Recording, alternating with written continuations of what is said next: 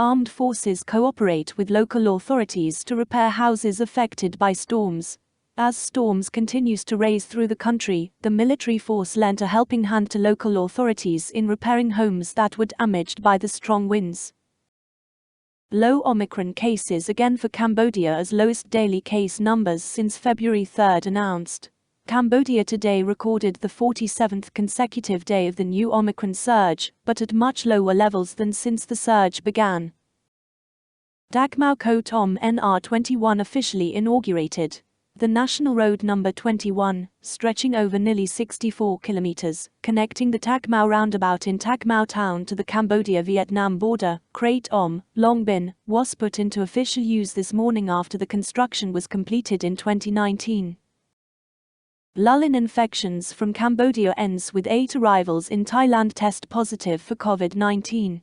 8 out of the 58 imported cases reported in Thailand on Tuesday came from 20 countries and included 8 from Cambodia, 11 from the United Kingdom, 6 each from Singapore and Germany, 4 from Malaysia, and 3 each from Iran and Myanmar. PM tells Cambodian diplomats to stand against Russia's invasion of Ukraine. Prime Minister Hun Sen this morning told Cambodian diplomats to adopt a stance against Russia's invasion of Ukraine in all international polls. Minister calls for proper licensing and taxes on vehicles. Minister of Public Works and Transport, Sun Chanthol, called for every vehicle owner to have proper licenses and pay the necessary taxes. Video. Exploring majestic Banti Sama Temple. Forgotten Temples. Cambodia has been exploring and investigating the wonders of Banti Sama Temple. Citing Ukraine, Facebook declares some hate speech is okay. When is hate speech not hate speech? When it's directed against the approved targets, of course, at least according to Meta, the company behind Facebook, Instagram, and WhatsApp, which just altered its censorship guidelines to allow calls for violence against Russians in certain countries. Work in progress. Sokon makes some headway in Myanmar visit. Myanmar's junta government leader Senior General Min Aung Hlaing has assured ASEAN Special Envoy and Foreign Minister Prak Sokhonn that it is trying its best to implement the ASEAN 5-point consensus in a bid to restore peace and order in the country.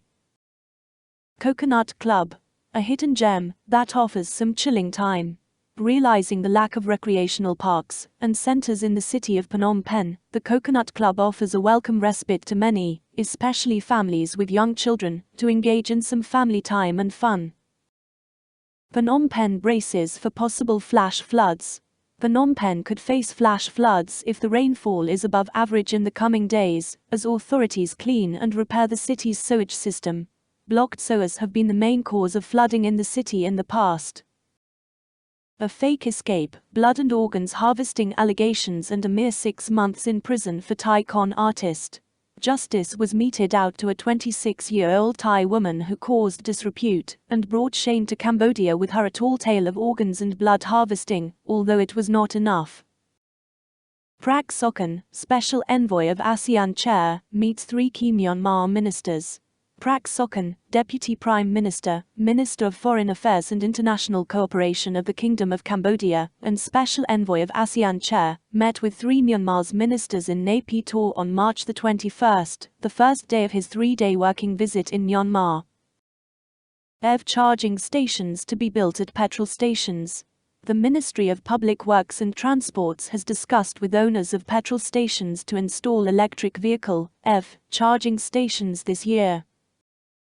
Shintamani hotels showcase Cambodian luxury experience in Siem Reap.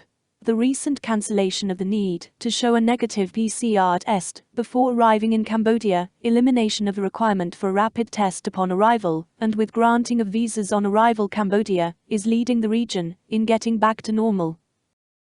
As Omicron surges, Cambodia launches educational campaign against COVID-19.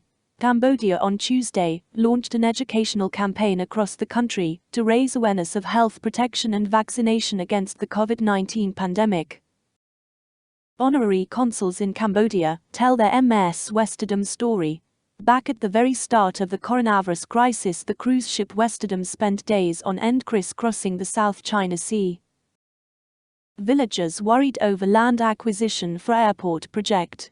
Several families in Kandal province have expressed their anger and concern over compensation offered by authorities for the land and properties to be acquired for the Teko Tagmau International Airport. NEC strikes out names of 18 CP candidates from polls list. The National Election Committee, NEC, yesterday rejected and deleted the names of 18 Candlelight Party, CPS candidates, and revoked their registration applications from Chul Svay Prey Commune, Bone Kengkang district in the capital. Mo launches National Omicron Awareness Drive to stop virus spread. The Ministry of Health yesterday launched a COVID-19 national campaign themed Omicron spreads faster than previous variants and causes a great risk to you and your family, together with the World Health Organization, WHO, and United Nations Children Fund Cambodia, UNICEF. Cambodians at border told to stop leasing land to Vietnamese. Cambodians staying along the Cambodia-Vietnam border have been told not to lease their land for cultivation to Vietnamese citizens. 2 arrested over rape of teenager. A man and a woman were charged and jailed yesterday by the Kampong Speu Provincial Court over the rape of a 13-year-old girl at their home in Odong district. France, Cambodia mark 30th anniversary of French Institute. France and Cambodia are celebrating the 30th anniversary of the French Institute, Institut Français, with a series of events to honor and celebrate the many artists and arts the institute showcased since it opened its doors in the kingdom in 1992. South Korea helps set up system to track traffic flow. South Korea is helping Cambodia to establish a database system to track the amount of traffic on the streets across the country. A rare fish species, Laotian shad, found thriving in northeastern rivers. Laotian shad or Tenulosa thibordoi has been listed as one of the vulnerable species by IUCN, found thriving in Ratanakiri provinces, according to a news release by Wonders of the Mekong. Ministry to promote use of electric vehicles. To promote electric vehicles or EVs in the country, the Ministry of Public Works and Transport is to showcase for the first time different electric vehicles and related technology later this week in Phnom Penh. NCMS ups security measures.